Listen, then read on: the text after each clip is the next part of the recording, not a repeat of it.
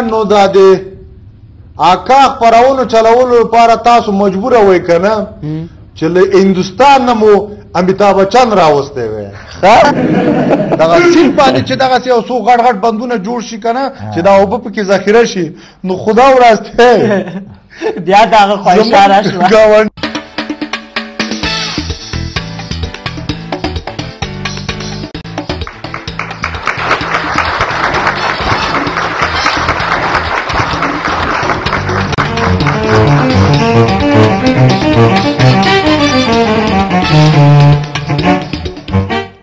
دیو چاک چاک خپرونې ډیرو قدرمنو لیدونکو السلام علیکم. خدای دې وکړي چې روغ رمټ د خپلو ټلویزیونو مخامخ ناست او زموږ دا خپرونه تر پایه پورې وګورئ او خوند ترې واخلئ. ډیرو قدرمنو لیدونکو له ما سره په نننۍ خپرونه کې زما ډیر خواږه ملګري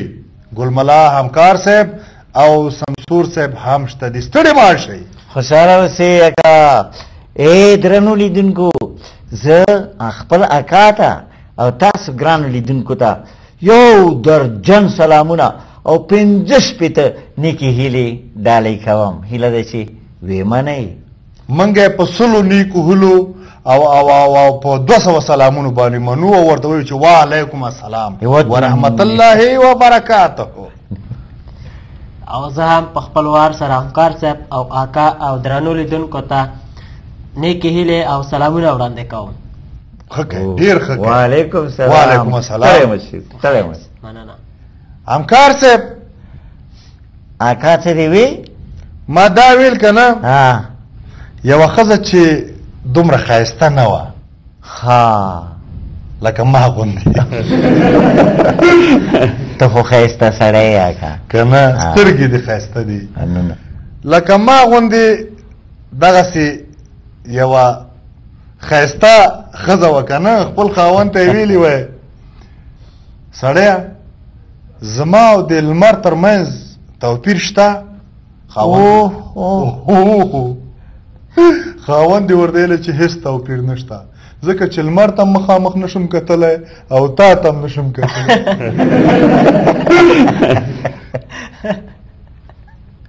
بس د قدرت کارونه دي. یاره که زه د دې ښځې په ځای وی که نه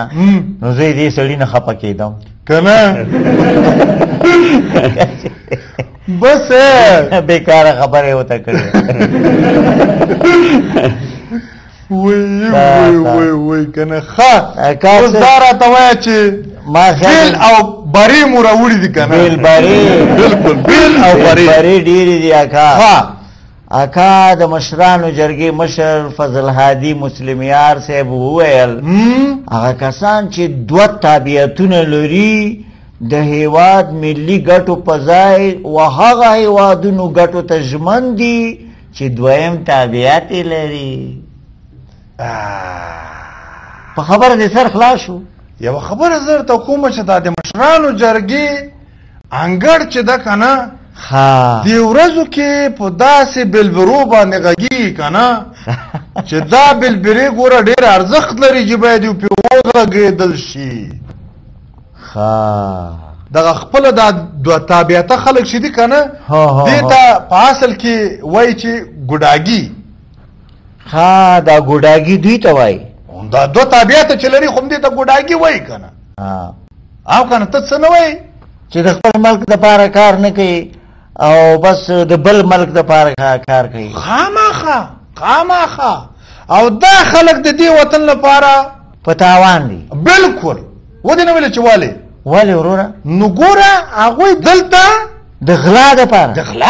راځي که نه. کار کم او غلا ډېره. کار کم او غلا کار چې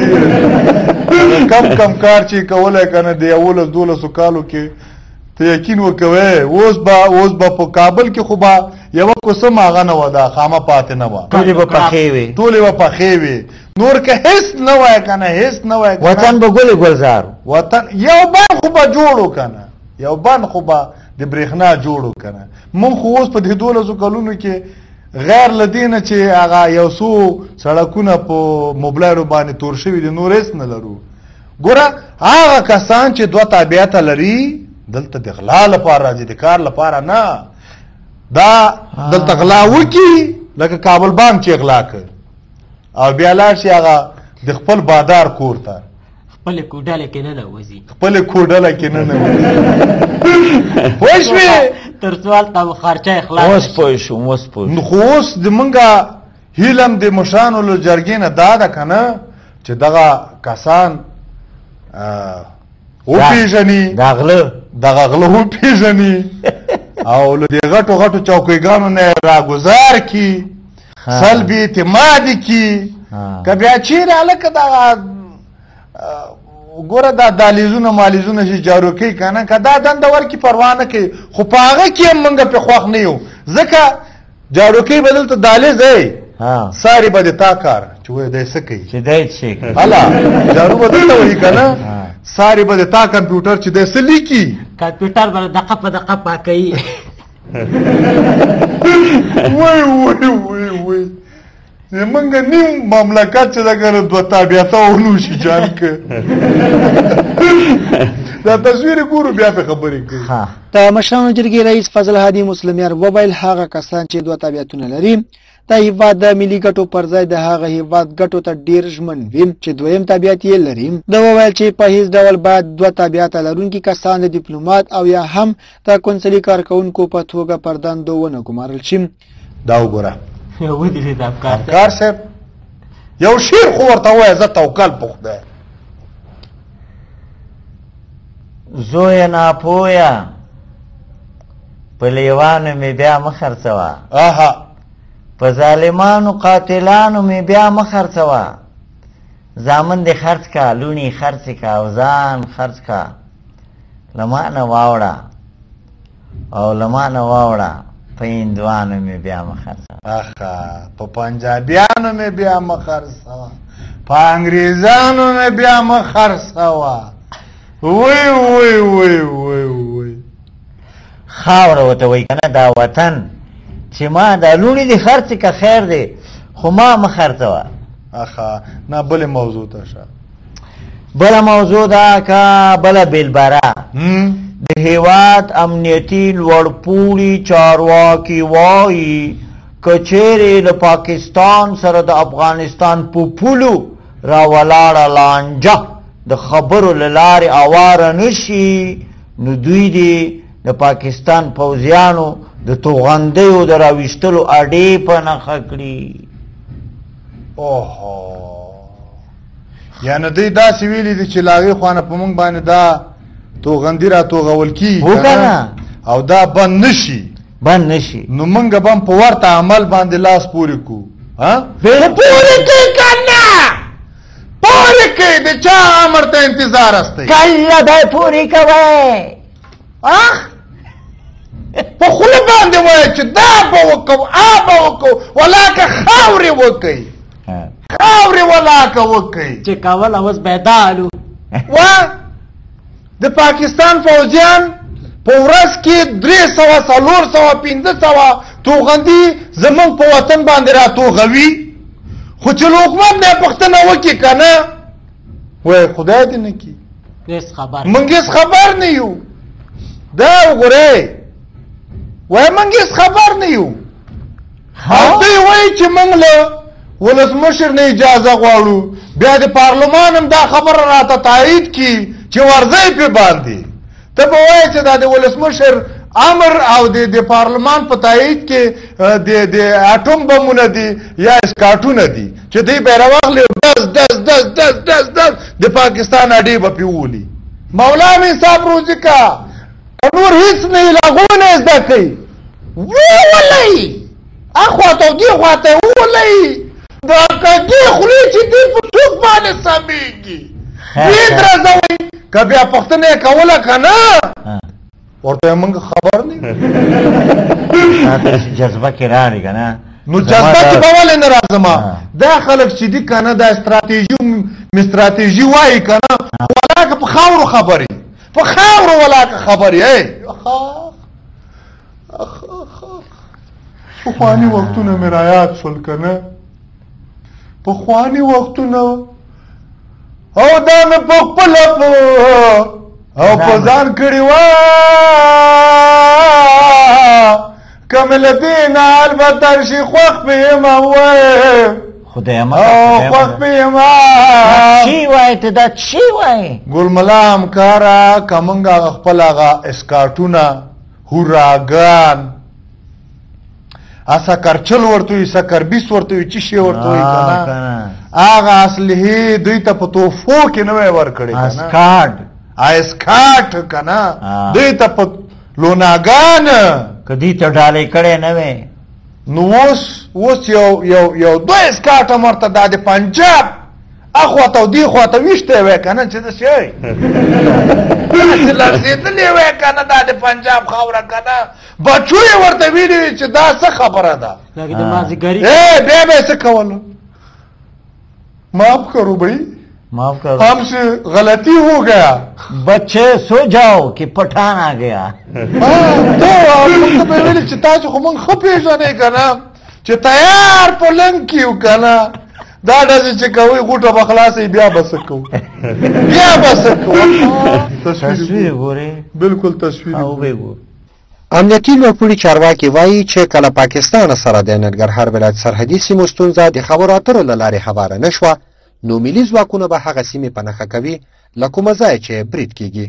دغه څرګندونې د ملي دفاع او کورنۍ چارو وزیرانو د ملي امنیت مرستیال او د ننګرهار والي ګل اغا شیرزي د دونۍ په ورځ د ننګرهار ولایت د ګوشتې ولسوالۍ ته د یو سفر پر مهال وکړې ده همکار صاحب له کتلو نه کتل ښه یا پاکه پروردګار له ویلو نه ویل ښه له خوړلو نه خوړل که نه او له ویلو نه چې نه ویل ښه دي راځي چې دا مه وکړو